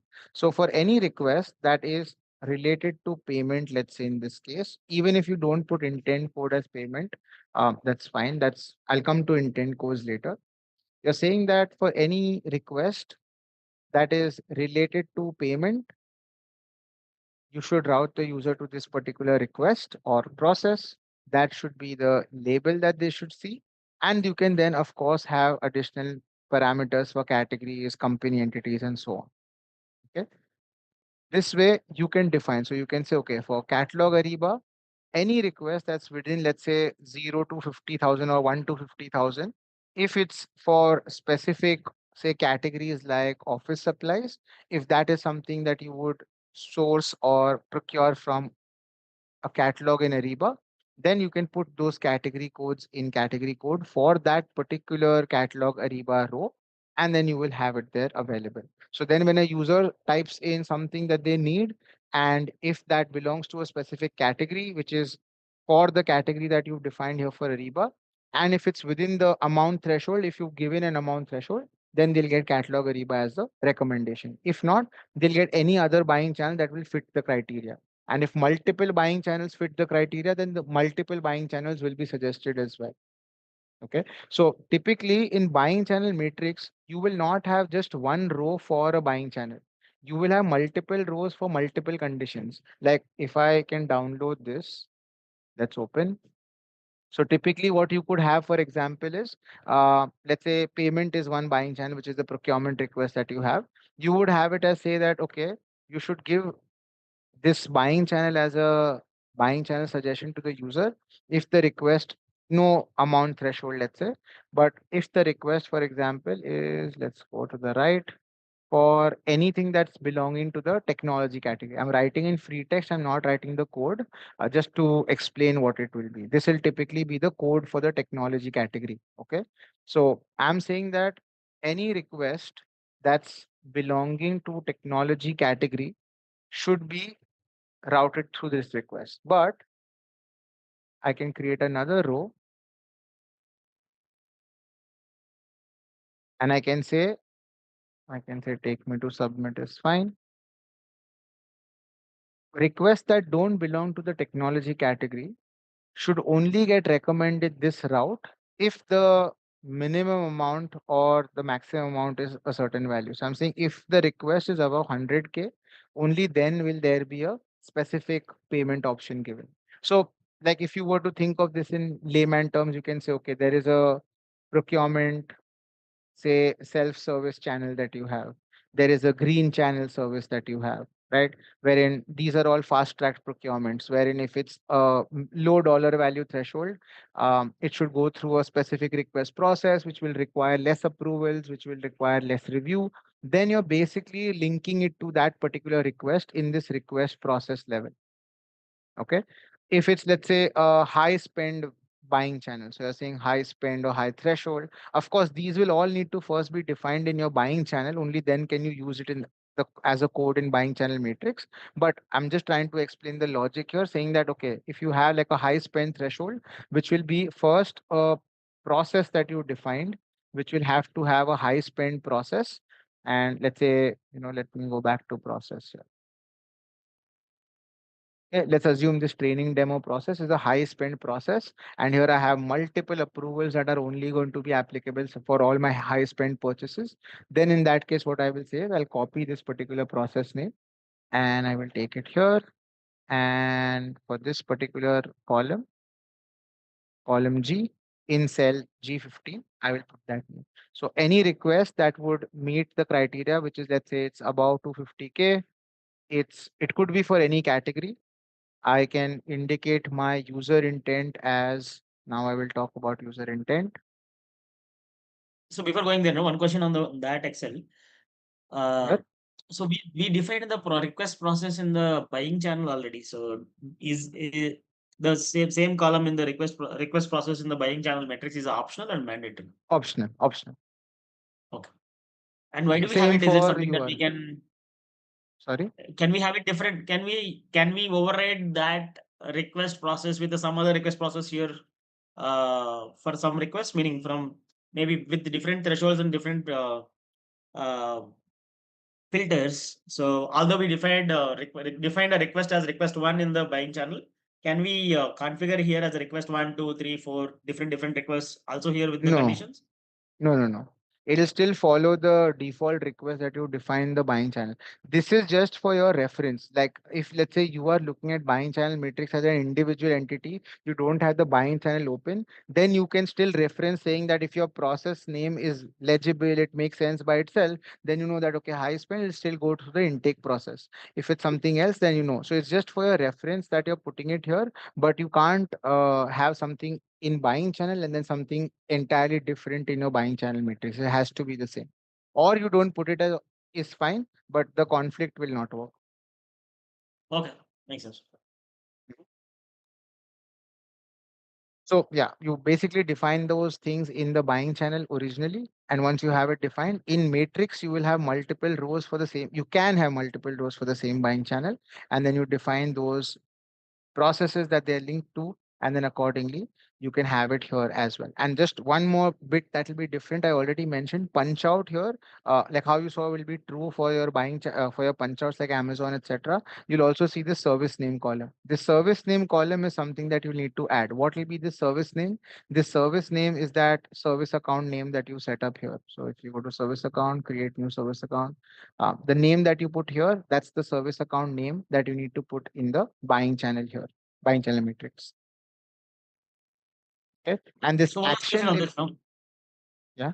So one last question, right? So with the different, so with the same buying channel reference in the buying channel metrics, if you have a different filters and conditions with a different rows, and if it can if it can direct me to a same process or same request, then is it recommended to put multiple rows with the multiple conditions, or just put one condition with which satisfies all the filters and conditions? Meaning it opens for all, right? So what is Hmm. what is it recommended? Because It anyway, will it is sending me depend. to the same request. Hmm. So in this So case, you if you look would at only high create. spend, Hmm. hmm. Go on. With the high spend, you're saying I think the minimum amount is 250K, 250K. right? So maybe if high spend with the minimum amount is 100K, or maybe with the Correct. high spend minimum amount is 500K, right? In all these Hmm. different cases, if it is sending me to the same process, same request or same process, then why do I need to create a multiple records here? And maybe it's just that I can go with a one record with no minimum, or maybe I can put a one minimum, just go with it, right? Correct. So so Yeah, correct. So your example, let's take your example only. So you said if it's the same channel and it's the same process that you're routing to, then you have 250K as one, but then you also have, let's say 250K, but you also have 100K and you also have 150K. Typically, in a realistic scenario, you will have different channels for these. But if you have the same channel, then you take the lowest threshold and you put it here. So you just put 100K here. Everything above 100K will anyways be satisfied. No, so 250K, 150K anyways get satisfied by this. okay. But So in this realistically case, the speaking, it will be yeah. different for, yeah, realistically speaking, I would assume that you have different approvals or different thresholds or different process flows for these channels. Okay. So you're saying I think it will look at across all the records or all the rows in this buying channel metrics for minimum amount, and then whichever row that it falls in, then it will look at that particular buying channel and the request, Correct. right? Yes. Okay. Yeah. I was more of thinking from a one buying channel perspective, and then if it is having only multiple, then maybe it may need a multiple different processes. But again, maybe my understanding is Yeah. No. Even that can be done. So if it's just one buying channel, what then your design would need to have is that when you're defining your process, right? In your process, those tasks are defined such that you will say that, okay, this approval or this risk review is only triggered when the amount of that request is about 250K. That's another way to do it. That's also something you can do. In which case your buying channel stays the same. You have just one row, and then at a process level, you're deciding a lot of the tasks whether they should be triggered or not based on this conditional matrix here. yeah. Instead of creating a multiple processes. Correct. Okay. Makes sense. All right, cool. Okay, so with that, we've completed the master data side of things. Just two more, like actually one thing that I want to cover, which is the custom code bit that I want to call out, which we've seen across many master data like functional role, buying channel, right? So basically, because Oro provides all of these different filters out of the box. So let's say purchase policy matrix is open here. So I'll take that as an example. Like you have category codes, company entities. This is what Oro knows that will be used as a filtration parameter. But you may, based on your industry or domain, your exact organization policy, you may have all of these different requirements that you want to use to filter. So for that scenario, you can have custom codes that are basically master data that you're mapping to these custom codes. So any custom master data that you created, or even an existing master data that is not provided as a filter, can be used. So for example, let's say you have company entity cost center, but yesterday we created WBS as a custom master data. Now there is no WBS filter that you have here. So if you want to use WBS as a custom filter, then you can map WBS master data to custom code one. And then you will only put, so let's say there is a code for WBS one. I'll copy this. I'll say that this purchase policy should be triggered for all of these conditions that we've discussed, like 250K should be for advisory or consulting or financial services, should be for this company entity, and let's say should also be part of this WBS code. Now bear in mind, all of this needs to still be part of the request itself, but now the system will also check for this additional filter. But how does the system know that custom one code is actually referencing to the WBS master data? So for that, you need to go to forms, go to standard forms, and we will discuss standard forms in detail tomorrow when we look at forms. But here you have something called as custom matrix code configuration. Okay, you click on this, and here you can map your custom master data or standard master data as well is fine. But you just need to here say that, okay, this is now being mapped to WBS, and then custom code one field. You can again just say master data, custom master data one. So you're basically saying that, hey, for custom code one, please reference to the WBS master data. And then that WBS master data is something that you're referencing at a master data level, which is here in the Excel here. So now the system knows through that custom matrix code configuration that custom code one, which is this, is WBS master data. And then in there, whichever values you have, you can use as filters like so. WBS 1, 2, etc. Semicolon separated will work. Any questions on Okay. this? So what is that custom code field one, something that you also selected? This one? Yeah. This is basically to use as a process variable. So custom master data one will have this value of the WBS that you choose. And then if you're going to a specific form and you want to pre-populate that value, you can use custom master data one as a process variable under pre-populate from and map to, or as a condition builder as well, as a field in condition builder. Okay, so this is a variable that will be populating with the value, and Yeah. use that variable to check whether that particular variable, whatever the value that this variable is having, just verify that with the WBS, and then the filtering values that you. Okay, makes sense. Correct. Yep. Okay, cool. So with that, I will now just quickly share the I think we practice were scenario. you were about to talk about the custom intents, and then we distracted. I think we want to high level talk about that. Um, I mean, we can. The reason I didn't cover it, I was thinking we can do it when we go to ask for AI in detail, but okay, Okay. I can cover it, no problem. So user intent is basically, again, you'll see a lot of data here, which is more relevant now to ask for AI. But in short, just for an overview of what user intent is, right? It's basically you helping like from an admin perspective, you're helping the system understand for what the intent from the user is, and based on the intent from the user, which particular prompt or which particular buying channel to trigger. So if we go back to buying channel, this is purchase policy. Let me go to buying channel here. You'll see user intent codes. So these intent codes, there are multiple intent codes that you can define. And this intent codes is linked to the user intent master data that we have here. So this is the user intent master data. Now you'll notice here, it says there's one user intent code like invoice incident, amend PO, cancel contract. Some of these are provided out of the box. You can of course add to this as well. And you're also adding the description, which basically tells the system that, hey, if you detect this kind of user intent, what do I mean by this is, let's say I am going to, as a user, type in, I need to amend a purchase order. I may not type it in exact words. I'll say I want to edit an existing PO. Okay, this will still translate to amend PO for the system because it's using LLM to understand the context of what the user is typing. So it will map this to, let's say, amend PO as an intent. When it maps this to amend PO as an intent, then if in your buying channel itself, you have multiple buying channel matrices defined or rows defined, it will then also use intent code as a filtration parameter.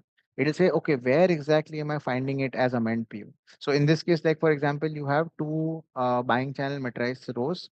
So you have payment defined for two instances, but the intent code is the same. Now, I'll give you a very common example. Let's say you have one flow for when you have the intent code with an existing supplier, or one flow where you have an intent code wherein it's not an existing supplier, it's a new supplier. So you can say, okay, payment is the intent code, but it's also that there is a new supplier, or the intent is also to onboard a new supplier. So you will type in onboard supplier as the intent. Onboard supplier is an intent that you will see here. So let me search for onboard. Not sure if this was changed. Yeah, onboard supplier. This is an out of the box intent that you have.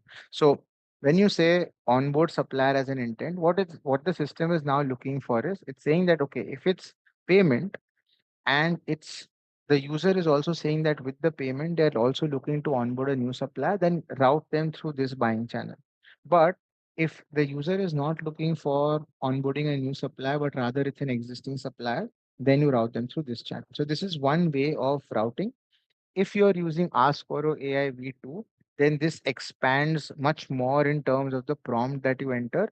And that we'll discuss when we get to the AI V2 aspect, wherein based on the user intent, based on the prompt, or rather based on the intent that is detected, you can give the prompt to the user or to the system in terms of what they need to do, what is the expected input, and what is the expected output. All of that will be designed as part of the prompt that you see here. That we'll discuss as part of AI V2 master data and then user intent master data as well.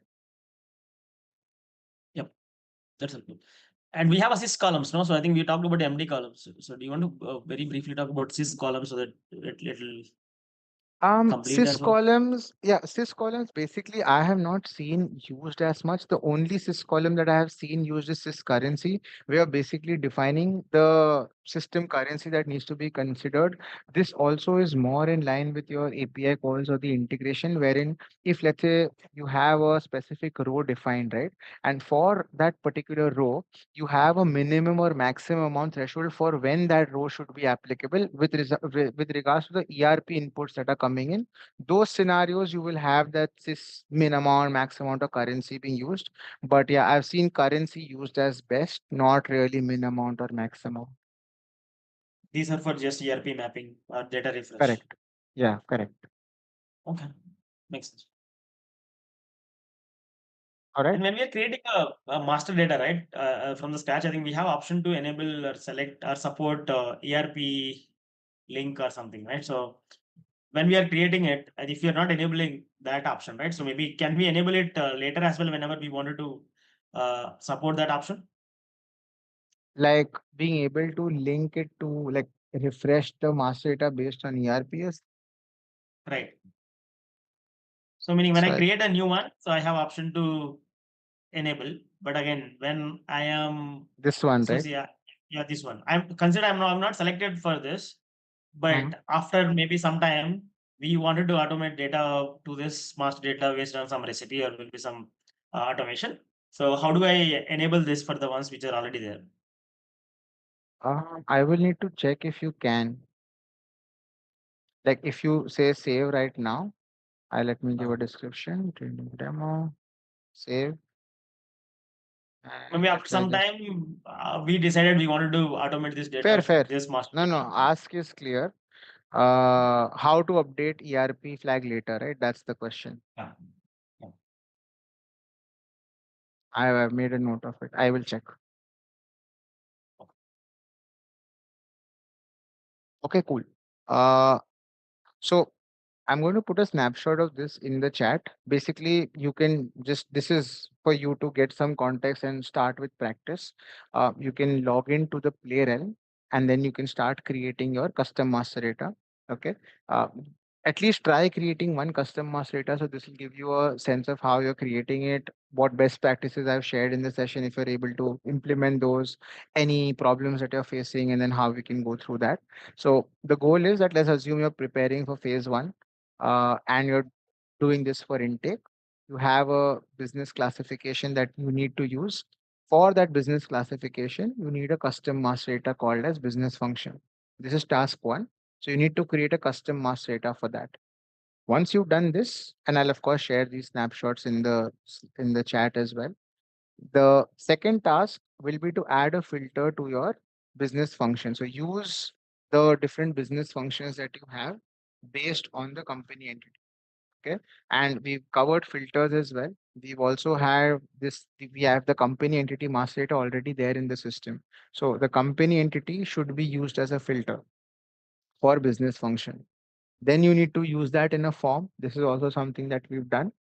And then the last one will be to configure your regional procurement review assignment. So I'll put these snaps in the chat. Let's go through them one by one.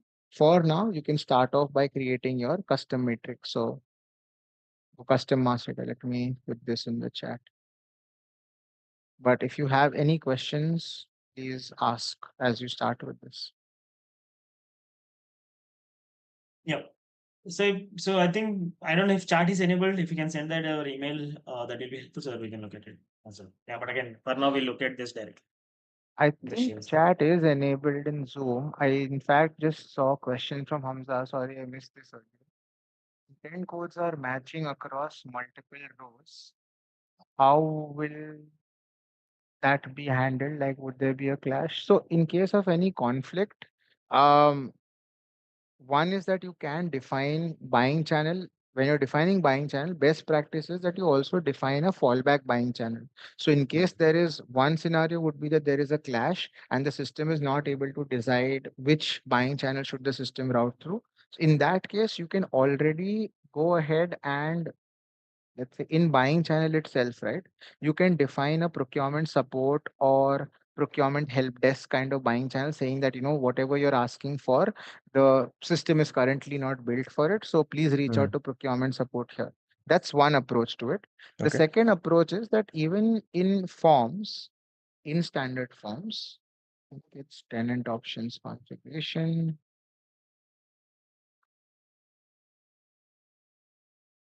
Ah, no, my bad. Give me 1 second.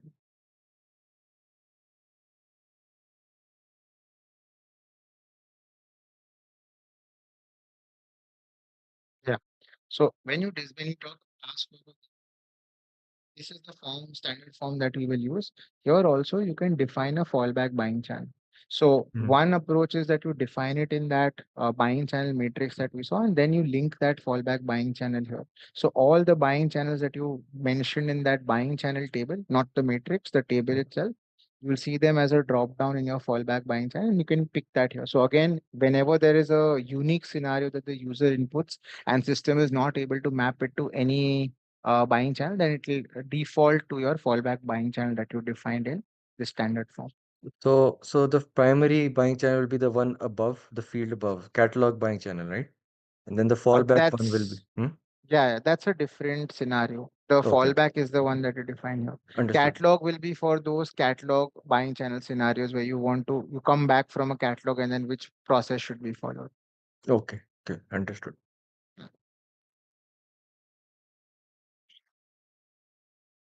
I will also put a snapshot for task 2 in the chat. No, I think let's not use the charts. I think if you can send that in email, that will be helpful, because at least I've not seen. I'm not seeing the chat enabled for me because I don't Oh, know. is it? Yeah, and I would say even if it is enabled, chat is not allowed. Actually, it goes under the regulatory Oh, okay. requirements. Yeah, so we can skip that part. You can send it over email. Okay. Cool. Yeah.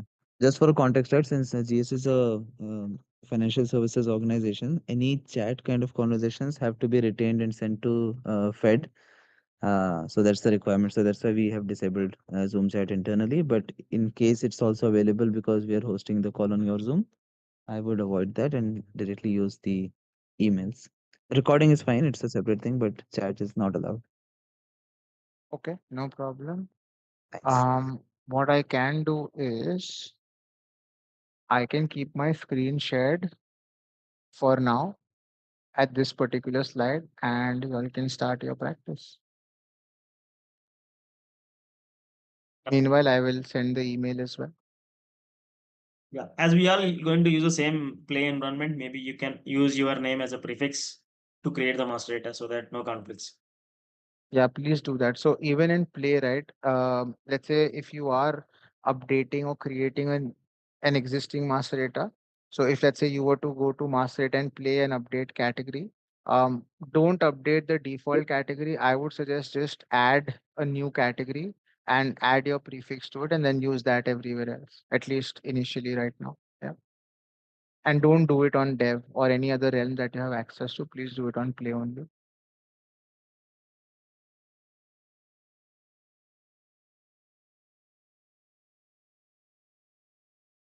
I hope you all having access now. So, Noble Hamza, for the play environment.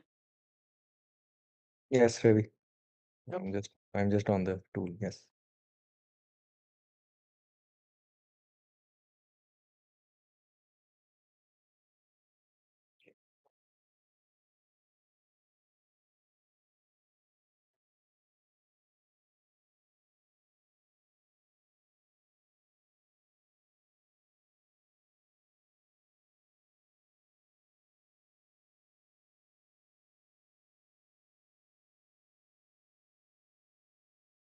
If anyone gets done with scenario one and you want me to move to scenario two or task two, let me know. I'll switch my screen. And meanwhile, I'll check for the email as well. Yeah.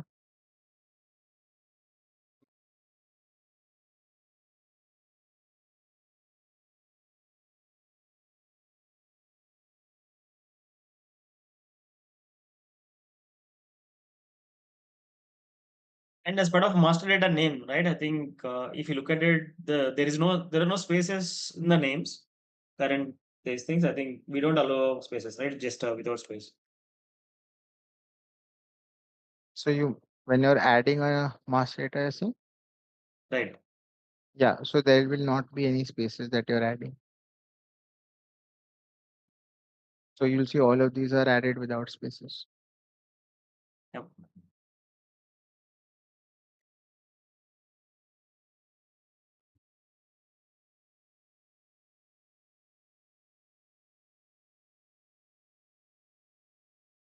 Upload is the only way to create a master data, custom master data, right? You'll have to click on add new and then add. No, I did that. So what I'm getting is I click on add new.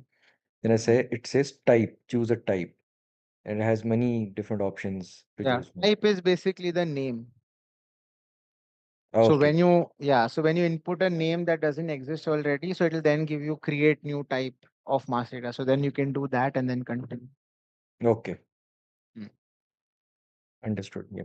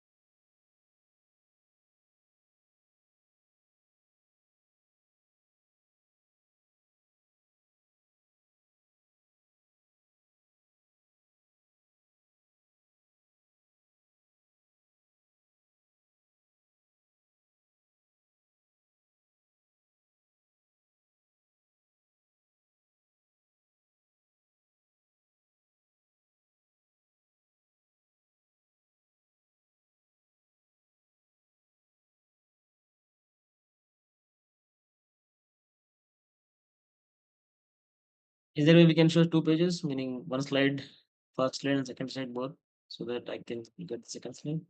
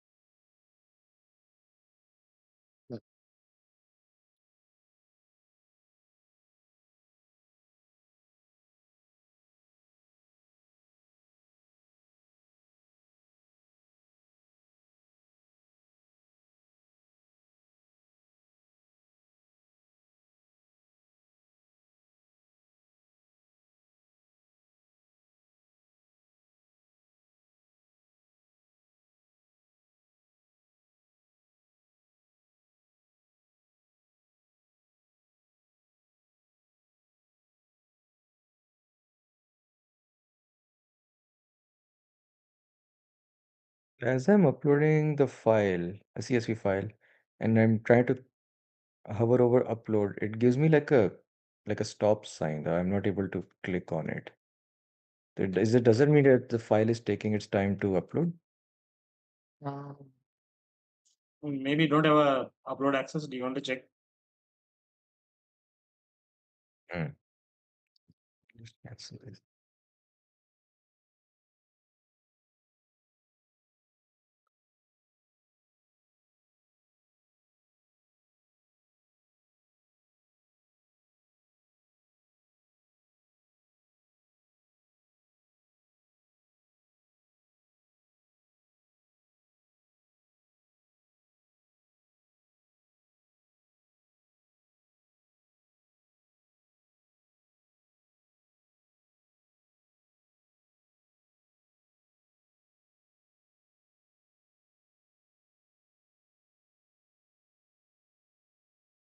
I have just sent the email out as well. So you should have the PDF in about a minute or so.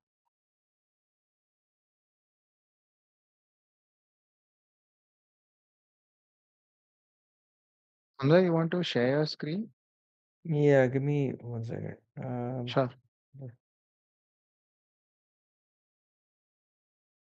Yes. Give me 1 second. Sure. Business function. Do you have access to share? You do. Cool. Yeah. Okay. I was I'm doing gonna just add new. Mm. I said business function, and I just created this recently. Yeah. And in this, I was doing a drag and drop. I have Mm. auto upload, and if I click open, it's uploading the file.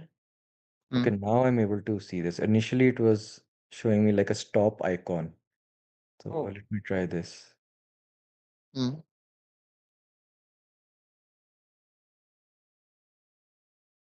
I am clicking. 1 second. You're in Play, right? Can Yes. you go to users and groups? I just want to see if you have admin right access. Yeah, just Yeah, I search for did. him. Search for my name just now. Yes, admin. Oh, yeah, cool. Can you show me the Oro file, the master data file that you're uploading? Yes, it's oh, Oh, yeah. I think it's because the remaining columns like active, default, all of those columns are not there. It's not able to pick it up. So go back to your master data. Yeah. So you remember how I said that when you create this, you now go to download templates. Hmm. Now search for your master data here. So this will create the cell structure. Yeah. And download this. Now copy paste that data in this CSV file. This way, like all the other data which Oro needs is going to be available. Like active is a mandatory requirement that we have. So you have to put it as true for all the cells that you want it to be true. okay. Hmm. So just Uh, pick the, yeah, go ahead, Johnny. Yeah, I have a question. So in the task 2, it says about creating a filter, right? Correct. So the filter should be based like company and company entity is the parent and whatever the new list we created is the child, right? No, It's it's the other way based. around. Huh? It's there is no parent-child relationship. Oh, you mean like how your filtration should apply? Yeah. So 1 second. Yeah, you see, it says procurement team wants requesters to see different business functions depending on the company entity selected. So business function should be filtered based on the company entity. So this means that you need to like business function, you have like these what three, four, five options Yeah. based on the user's company entity. The business function should either show all five, show some three options, two options, depending on that. So I've just given this as an example. Like if, say, for example, the user belongs to Goldman Sachs Asset Management International company entity, then they should see these two business functions in the business function drop down. If they are Okay. from international, then they should see all business functions, which means they should see all of these functions here. If they are from UK, then they should see only tech and operations. So using company entity as a filter, your business function value should either populate or get hidden in the form. Okay. Hmm. I tried uploading again. So business function and browse business function Hmm. and Click on upload. No, no. Can you go back to your CSV file? yes. Okay, description, parent, image, default is fine.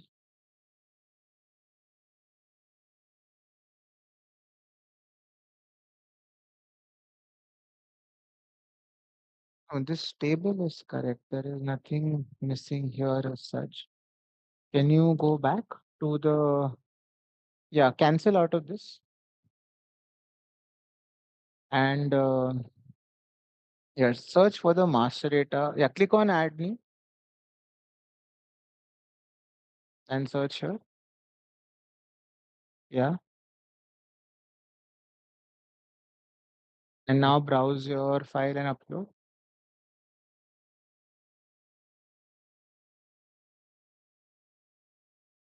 Ideally should not be an access issue. Yeah, upload. No, still doesn't work, right? Mm, I think this Cancel is out the of access. it. Do you want to check the inspection and see if it is because of your access rights? I feel it's going to be upload access that GS No, no, blocks. he has access to upload. No, No, no. So from a GS has a separate block. GS as a In the, control, Oh, Hamsa. yeah. the It's working Mercurius for me. one. Yeah, if you see Mercurius, if you go into inspect mode and see anything called sites.gs.com or Mercurius, it means that GS is blocking it. That's most probably the case actually. Okay. So we oh, can do it offline if I can needed. do it offline, no worries. I don't want to. no, it's fine. If Prakash or Johnny, if you all can help right now, that's fine. I think I can. Okay.